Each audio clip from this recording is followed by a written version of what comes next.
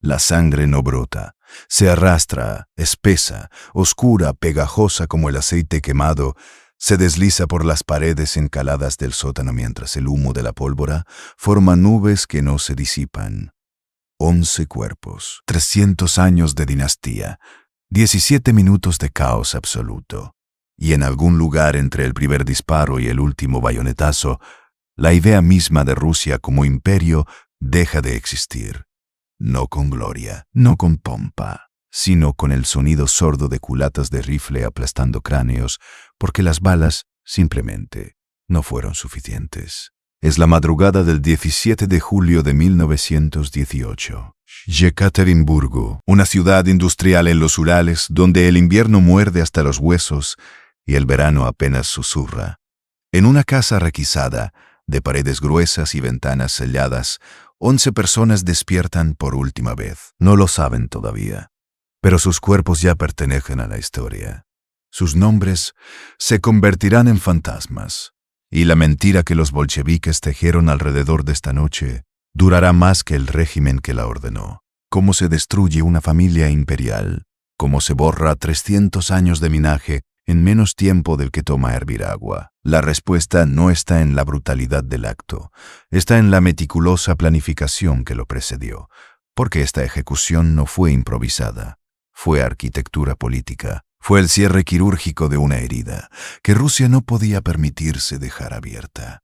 Pero para entender el sótano, primero hay que entender el trono, y para entender el trono hay que conocer al hombre que nunca debió sentarse en él. Nicolás II Romanov nace en 1868, primogénito del zar Alejandro III, un autócrata de puño de hierro que gobierna Rusia como si fuera una finca personal.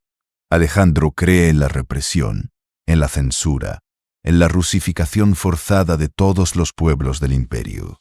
Bajo su reinado, hablar polaco en Polonia es un crimen. La prensa es una herramienta del Estado. Las instituciones políticas, meras decoraciones, y su hijo, Nicolás, crece observando esta brutalidad sistémica sin comprender su precio. Porque Alejandro nunca prepara a su hijo para gobernar. Le enseña obediencia, no liderazgo. Le muestra el trono, pero no las grietas bajo sus pies. Y cuando Alejandro muere prematuramente en 1894, Nicolás hereda un imperio que ya está en llamas. Él tiene 26 años, no tiene experiencia, no tiene consejeros confiables. Y 3 días después de su coronación en 1896, casi 1.400 personas mueren aplastadas en una estampida durante la distribución de regalos de coronación en el campo de Jodinka, Moscú. La multitud se agolpa, las barreras ceden, los cuerpos caen unos sobre otros, y cuando termina, el campo es un mar de cadáveres. Nicolás, aconsejado por su corte, decide no cancelar las celebraciones. Esa noche asiste a un baile en la embajada francesa mientras las familias recogen los restos de sus muertos. El pueblo ruso le da un apodo que nunca podrá quitarse: Nicolás el Sangriento. Pero el problema de Nicolás no es solo la incompetencia, es la negación. Es su incapacidad para comprender que el mundo ha cambiado, que el absolutismo zarista es una reliquia, que su pueblo no es ganado, y que cada decisión equivocada acerca el día en que ese pueblo dejará de pedir justicia y comenzará a tomarla. En 1904 estalla la guerra con Japón. Rusia pierde, humillantemente, una potencia europea derrotada por una nación asiática que Occidente había subestimado. La flota rusa es aniquilada, los soldados regresan con historias de incompetencia, corrupción y comandantes borrachos. Y en enero de 1905, cuando obreros desarmados marchan pacíficamente hacia el Palacio de Invierno en San Petersburgo para presentar una petición al zar, las tropas imperiales abren fuego. Es un domingo, el día que la historia recordará como Domingo Sangriento. Más de 100 manifestantes caen muertos, cientos más quedan heridos, y Nicolás ni siquiera está en el palacio. Está en su residencia de campo ajeno, protegido, convencido de que su autoridad es intocable. Pero esa sangre derramada sobre la nieve no se lava, se congela, se convierte en monumento. Y cada ruso que pasa junto a esas manchas oscuras entiende que el zar no es padre, es enemigo. La revolución de 1905 estalla como un absceso. Huelgas, motines, levantamientos en el campo. Y Nicolás, acorralado, cede lo mínimo. Crea la Duma, un parlamento con poderes limitados. Pero no es concesión, es estrategia. Nicolás sabotea cada sesión, disuelve cada Duma que no le obedece y mantiene el control absoluto del ejército y la policía. La autocracia no ha muerto, solo se ha disfrazado. Y en el centro de esta farsa política, en el corazón mismo del Palacio Imperial, crece una sombra que terminará por devorar la credibilidad de la dinastía. Grigori Rasputin. 1904.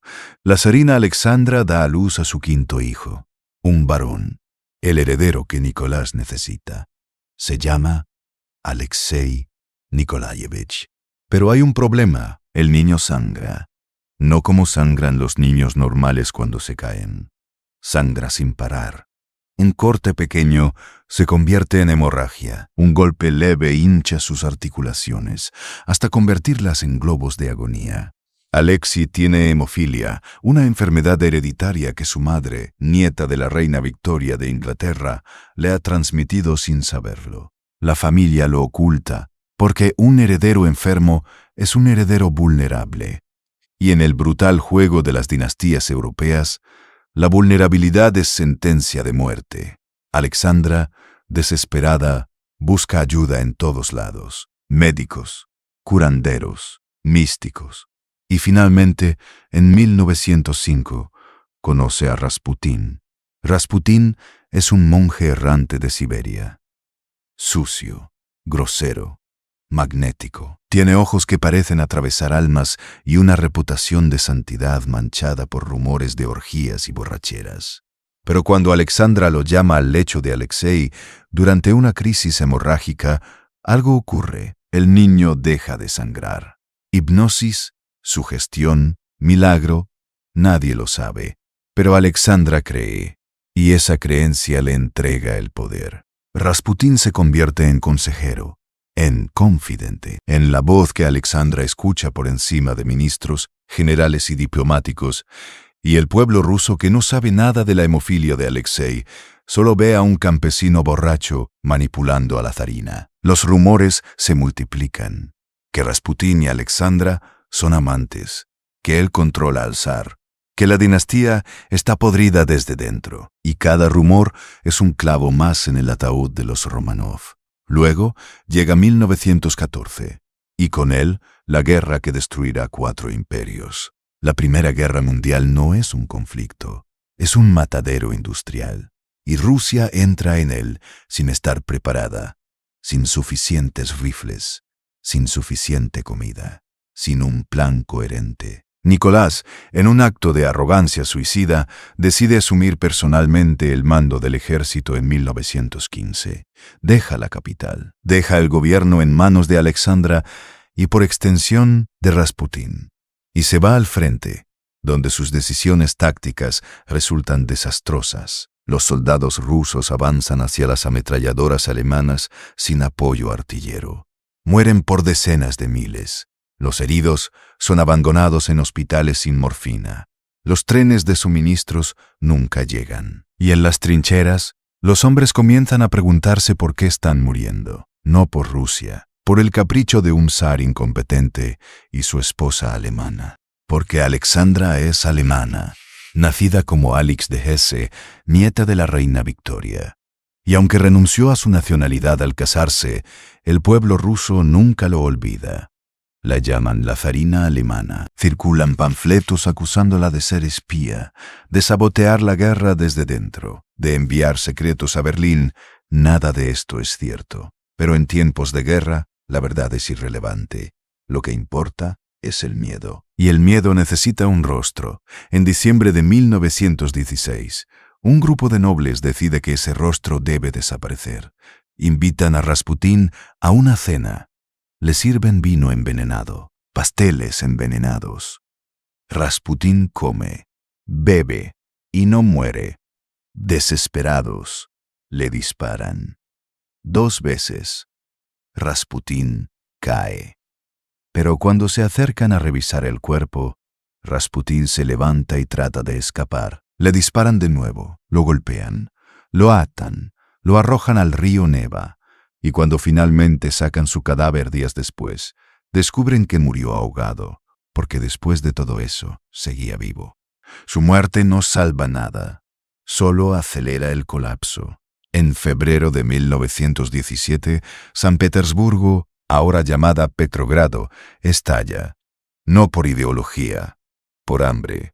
Las mujeres salen a las calles exigiendo pan. Los soldados, enviados a reprimirlas, se niegan a disparar. Se unen a las manifestantes. En días, el régimen zarista se desintegra. Nicolás, atrapado en su tren mientras intenta regresar a la capital, recibe un ultimátum. Abdica o muere. El 2 de marzo de 1917, en un vagón de tren en Pskov, Nicolás firma su abdicación. No solo por él, también por su hijo Alexei, cuya hemofilia lo hace, según Nicolás, incapaz de gobernar. Ofrece la corona a su hermano, el gran duque Miguel. Miguel la rechaza, y por primera vez en 300 años, Rusia no tiene zar. Nicolás espera exilio. Inglaterra, Francia, cualquier lugar. Su esposa es prima hermana del rey Jorge V de Inglaterra. Seguramente los británicos los acogerán, pero Jorge V, aterrado de que el contagio revolucionario cruce el Canal de la Mancha, retira la oferta. Francia tampoco responde, y el gobierno provisional ruso, ahora en el poder, decide que la familia imperial debe permanecer en Rusia. Por seguridad, dicen, por protección. Es mentira. Son rehenes. Primero los llevan al palacio de Alejandro en Tsarskoye Selo, cerca de Petrogrado. Los Romanov viven bajo arresto domiciliario. Tienen sirvientes, tienen jardines, pero las puertas están custodiadas. Las cartas son censuradas. Y cada día que pasa, el tono de los guardias se vuelve más hostil. Ya no dicen Su Majestad, dicen Nicolás Romanov. El título ha muerto, solo queda el hombre. En agosto, cuando las tensiones en Petrogrado aumentan, el gobierno decide moverlos más lejos. A Tobolsk, en Siberia, una ciudad remota donde el invierno dura 8 meses y el mundo exterior parece no existir. Allí viven en la antigua mansión del gobernador. Todavía tienen cierta comodidad. Libros, clases para los niños, paseos vigilados. Nicolás, liberado del peso del trono, parece casi feliz. Escribe en su diario, juega con sus hijos, lee en voz alta por las noches. Es, por primera vez en décadas, solo un padre. Pero en octubre de 1917, los bolcheviques toman el poder. Y todo cambia. Lenin y sus camaradas no son reformistas, son revolucionarios. No quieren mejorar Rusia, quieren destruirla y reconstruirla desde cero. Y en esa nueva Rusia no hay lugar para zares, ni siquiera para extares, porque mientras Nicolás viva, será un símbolo, una bandera para los blancos, los ejércitos contrarrevolucionarios que ya comienzan a organizarse, y los símbolos deben ser eliminados. En marzo de 1918, las condiciones en Tobolsk empeoran. Los guardias son reemplazados por revolucionarios más radicales. Las raciones se reducen, los sirvientes son despedidos. Y en abril, un comisario bolchevique llamado Vasily Yakovlev llega con órdenes de trasladar a Nicolás, Alexandra y su hija María a otro lugar. Alexei no puede viajar. Ha sufrido otra hemorragia. Está postrado en cama, con las articulaciones hinchadas, gimiendo de dolor.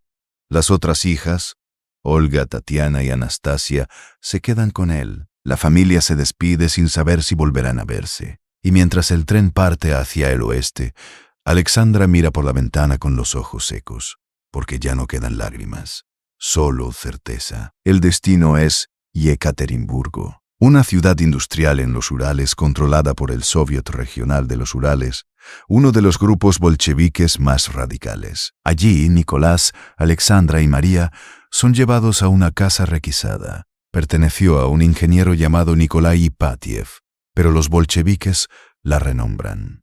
La llaman la Casa de Propósito Especial. Casa de Propósito Especial. No prisión, no residencia. Propósito especial. Y todos entienden lo que eso significa. La casa es una fortaleza, ventanas selladas, paredes pintadas de blanco para que no se pueda ver afuera. Una empalizada de 4 metros rodea el jardín, bloqueando la vista de la calle. Otra empalizada, más alta, se construye semanas después. Los guardias instalan ametralladoras, una en el campanario de la catedral vecina apuntando a la casa, otra en el ático, otra en el sótano, otra en el balcón del jardín. Y patrullas cada media hora, día y noche. Dentro, la vida de los Romanov se convierte en humillación sistemática. No pueden hablar idiomas extranjeros. Sus pertenencias son confiscadas. Sus cámaras fotográficas requisadas. Los guardias les gritan. Dibujan obscenidades en las paredes del baño. Escriben poemas lascivos sobre Alexandra y sus hijas. Y cuando Anastasia, curiosa, asoma la cabeza por una pequeña ventana llamada Fortochka, un guardia dispara. La bala pasa cerca. Anastasia se retrae, temblando. En mayo, Alexei, Olga, Tatiana y Anastasia finalmente llegan desde Tobolsk. La familia está reunida, pero no hay alivio. Solo una sensación de cierre, de ciclo completándose, porque las condiciones siguen deteriorándose. Las raciones se reducen a té y pan negro. Cuando monjas locales traen comida, los guardias se la quedan. Las cartas son prohibidas. Las visitas, negadas. Incluso el médico que trata a Alexei tiene el acceso limitado. Y en julio de 1918, el comandante de la Casa de Propósito Especial cambia. Alexander Avdeyev, el anterior, es reemplazado por Yakov Yurovsky. Y Yurovsky no es un carcelero, es un verdugo. Yurovsky es un relojero de 40 años, judío, bolchevique fanático y meticuloso. Cuando asume el control, reemplaza a los guardias locales con soldados extranjeros, letones, lituanos, húngaros, hombres sin lealtad emocional, a Rusia sin nostalgias imperiales, hombres que dispararán sin dudar. También empieza a almacenar provisiones extrañas, benceno, ácido sulfúrico, granadas, palas. Y en la noche del 16 de julio, convoca a los guardias y les explica el plan. A 00:30, Yurovsky despierta al doctor Evgeny Botkin, el médico que ha permanecido con la familia. Le dice que hay disturbios en la ciudad, que la familia debe ser evacuada al sótano por su seguridad. Botkin despierta a los demás. Nicolás, Alexandra, las 5 hijas. Alexei, que no puede caminar, es cargado por su padre. También se levantan los 4 sirvientes que quedan. Botkin, la doncella Ana Demidova, el cocinero Ivan Haritonov y el ayuda de cámara, Aloy Setrop, se visten lentamente. Las mujeres, siguiendo instrucciones previas de Alexandra, llevan corsés especiales.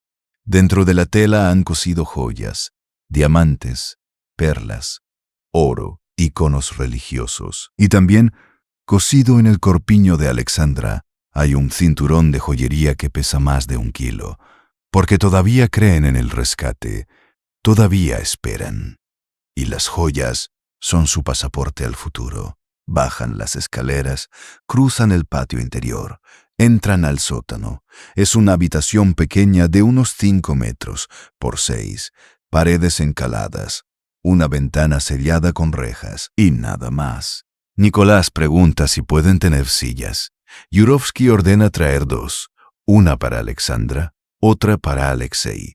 Nicolás se para frente a su familia. Alexandra se sienta, con Alexei a su lado. Las 4 hijas, Olga, Tatiana, María y Anastasia, se alinean detrás. Los sirvientes junto a la pared opuesta, y esperan. 5 minutos.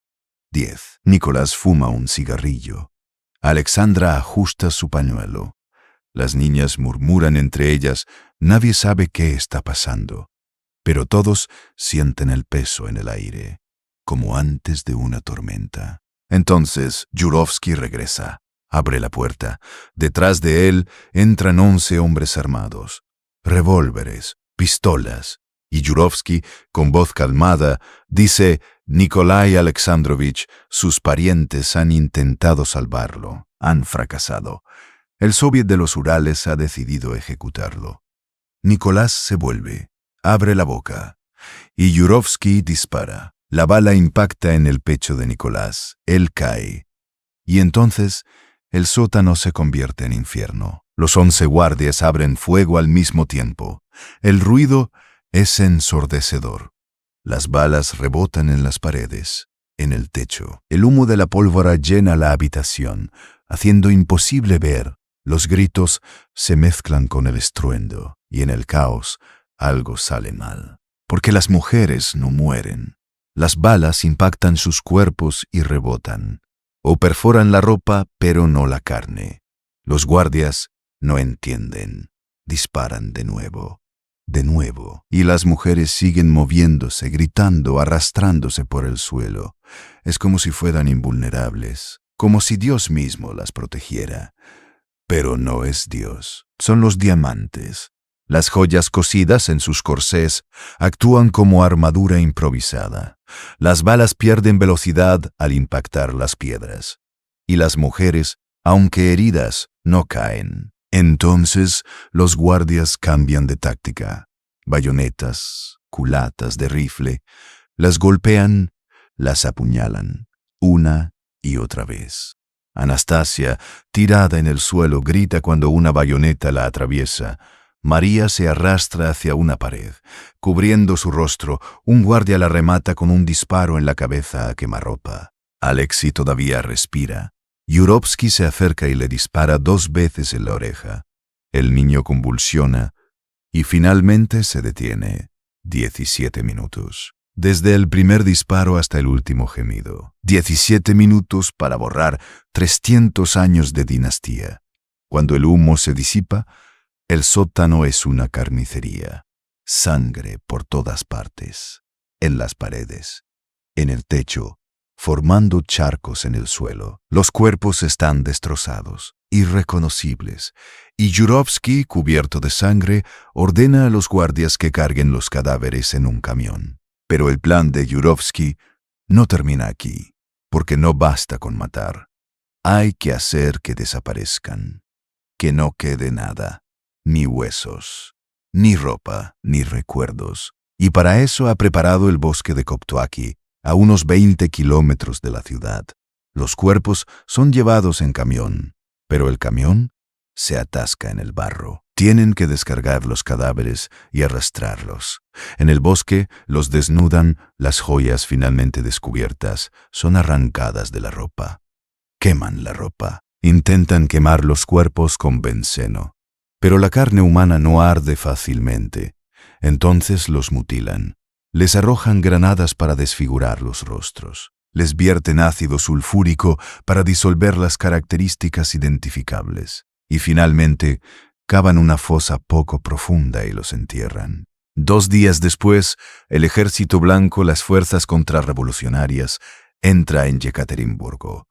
Llegan demasiado tarde. La familia ha desaparecido. Y cuando investigan la casa de propósito especial, encuentran el sótano lleno de sangre, agujeros de bala en las paredes, casquillos en el suelo, y la certeza de que algo terrible ocurrió aquí. Pero los bolcheviques no admiten nada. Anuncian que Nicolás fue ejecutado. Pero la familia, dicen, fue trasladada a un lugar seguro. Es mentira.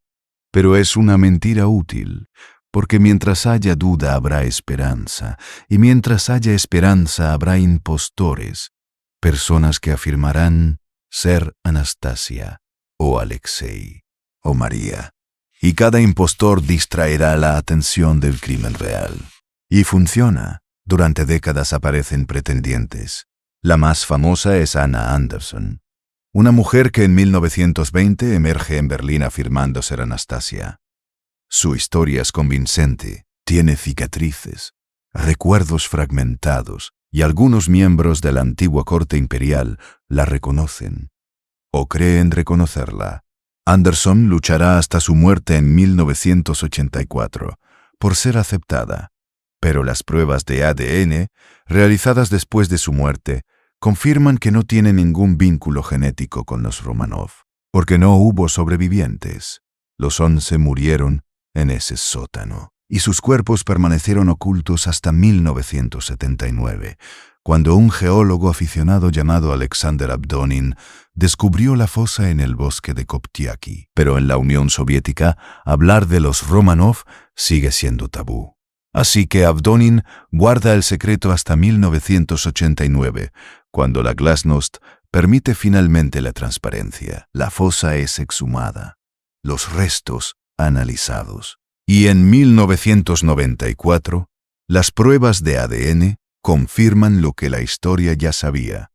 Son los Romanov, Nicolás, Alexandra, 3 de las hijas, los 4 sirvientes. Pero faltan 2.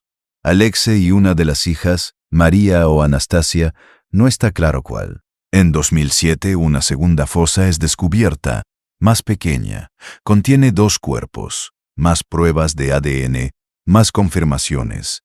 Son Alexei y la hija faltante. La familia está completa. Y en 2008, el gobierno ruso oficialmente los rehabilita como víctimas de represión política. En 1998, 80 años después de su asesinato, los restos de los Romanov son enterrados en la Catedral de San Pedro y San Pablo en San Petersburgo, el mausoleo tradicional de los zares rusos. Es un funeral de Estado, pero la Iglesia Ortodoxa rusa se niega a participar plenamente, porque todavía dudan de la autenticidad de los restos, o quizá porque reconocer oficialmente el crimen significaría reconocer también el papel de la Iglesia en el colapso del imperio. Y el colapso no fue solo político, fue moral, porque la ejecución de los Romanov no fue solo un acto de violencia revolucionaria, fue una declaración, un anuncio de que las viejas reglas ya no aplicaban, que la santidad de la sangre real era una mentira, que los zares no eran elegidos por Dios, eran hombres, y los hombres podían morir. Pero también fue un error, porque al asesinar a toda la familia, incluidos niños, un adolescente hemofílico y sirvientes inocentes, los bolcheviques cruzaron una línea. No fue justicia revolucionaria, fue barbarie, y esa barbarie alienó incluso a quienes simpatizaban con la revolución. Cuando la noticia del asesinato se filtró, el mundo reaccionó con horror. Y los blancos, los ejércitos contrarrevolucionarios, ganaron un símbolo poderoso, los Romanov como mártires. Lenin sabía esto, por eso mantuvo la mentira. Por eso los bolcheviques insistieron durante años en que solo Nicolás había sido ejecutado, porque admitir el asesinato de los niños era admitir que la revolución podía ser tan monstruosa como el régimen que había derrocado. Ordenó Lenin personalmente la ejecución. Los historiadores debaten. No hay documento firmado por él, pero hay un telegrama del Soviet de los Urales a Moscú, enviado el día antes del asesinato, preguntando qué hacer con la familia. Y hay suficiente evidencia circunstancial para sugerir que Lenin, si no ordenó directamente el asesinato, lo aprobó tácitamente, porque Lenin entendía que los símbolos tienen poder. Y Nicolás, vivo, era un símbolo demasiado peligroso. Pero incluso muerto, Nicolás sigue siendo poderoso, porque su muerte no destruyó la idea de la monarquía rusa, la santificó. En 2000, la Iglesia Ortodoxa rusa canoniza a Nicolás, Alexandra y sus 5 hijos como santos mártires, no por lo que hicieron en vida, sino por cómo murieron. Y en la Rusia postsoviética, donde muchos buscan identidad en el pasado imperial, los Romanov se convierten en íconos, en símbolos de una Rusia perdida, una Rusia de gloria, de fe, de orden. Es irónico. Nicolás fue un mal gobernante, incompetente, obstinado, incapaz de adaptarse. Pero su muerte lo transformó. Ya no es el zar que perdió guerras y masacró manifestantes. Es el padre que murió junto a su familia, el hombre que en sus últimos momentos intentó proteger a sus hijas del fuego cruzado. Y quizás eso es lo más brutal de todo. No la muerte en sí, sino la transformación póstuma. Porque la historia no es lo que ocurrió, es lo que recordamos. Y recordamos a los Románov no como eran, sino como necesitamos que hayan sido. El sótano de la casa de propósito especial ya no existe. La casa fue demolida en 1977 por orden del líder soviético Boris Yeltsin, entonces jefe del Partido Comunista en la región de Sverdlovsk. Yeltsin temía que el lugar se convirtiera en sitio de peregrinación. Y tenía razón, porque incluso sin el edificio el lugar atrae. Ahora allí se alza la iglesia de Todos los Santos sobre la Sangre, construida en 2003. Cada año miles de rusos visitan, encienden velas, rezan. Y algunos todavía lloran por una familia que murió hace más de 100 años. ¿Qué queda de los Románov? 11 esqueletos en una catedral, fotografías descoloridas, diarios escritos en francés y ruso, y una pregunta que nunca tendrá respuesta satisfactoria. Tenían que morir así. No hubo juicio, no hubo defensa, no hubo testigos independientes. Solo una decisión tomada por un puñado de hombres en una habitación cerrada. Y 11 personas, 7 de ellas sin ningún poder político real, 2 de ellas adolescentes, una de ellas un niño enfermo, arrastradas a un sótano y asesinadas porque su apellido era Románov. Y tal vez ahí está la lección, que las revoluciones, por justas que sean sus causas, siempre terminan devorando algo. A veces devoran a sus líderes, a veces devoran sus ideales, y a veces devoran simplemente a quien está más cerca cuando el hambre aprieta. La Revolución Rusa prometió liberación, prometió pan, prometió paz y entregó décadas de terror, hambre y guerra civil. Los bolcheviques destruyeron el imperio, pero construyeron algo igual de brutal, igual de centralizado, igual de indiferente al sufrimiento individual. Y cuando la Unión Soviética finalmente colapsó en 1991, los rusos se encontraron preguntándose si había valido la pena. 73 años de comunismo, millones de muertos en purgas, gulags y hambrunas. ¿Y para qué? Para volver al punto de partida, para descubrir que el zarismo y el estalinismo eran solo diferentes sabores de la misma tiranía. Nicolás Románov no era un buen zar, pero tampoco era un monstruo. Era un hombre atrapado en un papel para el cual no estaba preparado. Y al final pagó con su vida y con las vidas de su esposa y de sus hijos, y de quienes eligieron permanecer leales hasta el final. Hay una fotografía, tomada en Tobolsk, en el invierno de 1918. Muestra a la familia Románov sentada en el techo de un invernadero, tomando sol. Nicolás usa una gorra de campesino, Alexandra un chal simple. Las niñas sonríen. Alexei está recostado, débil, pero vivo. Y todos parecen ordinarios.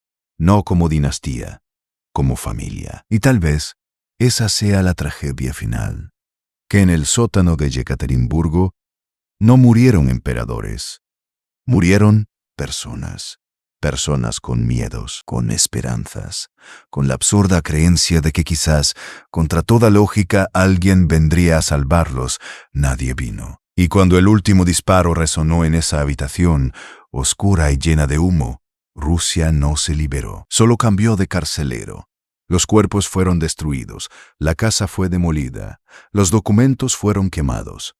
Pero la sangre no desaparece, se filtra en la tierra. Se mezcla con la memoria, y 100 años después, todavía mancha el suelo donde una vez hubo un sótano, donde 11 personas esperaron en la oscuridad, donde 300 años de imperio terminaron no con un rugido, sino con un gemido ahogado bajo el peso de bayonetas y silencio.